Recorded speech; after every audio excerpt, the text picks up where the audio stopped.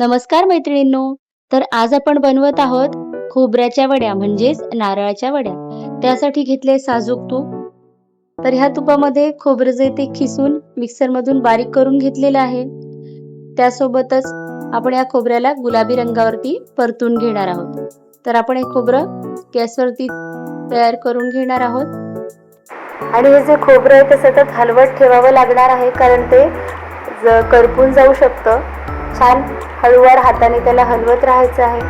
थोडा रंग बदलला, खुसखुशीत वाटायला लागलं, मॉइश्चर कमी झालं की आपण याच्यात ॲड करणार आहोत साखर. आणि ही साखर आपल्या चवीप्रमाणे ती ॲड करायची. घरात ज्या प्रमाणात साखर लागते त्या प्रमाणातच मी ही साखर ॲड करून घेतलेली आहे. त्यानंतर आपण हे छानपैकी परतून एकजीव करून घेऊयात.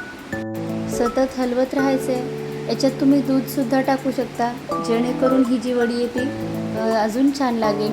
पण जास्त दिवस जर टिकवायची असेल तर ह्याच्यात आपण पाणी, दूध ह्या अशा गोष्टी नको टाकायला. तर आपल्या आवडीप्रमाणे आपण घालू शकता. छानपैकी ॲड करून घेतलेलं आहे सगळं. हलवत राहायचं या मिश्रणाला. तर अशा प्रकारे परतून घेतलेलं आहे मी.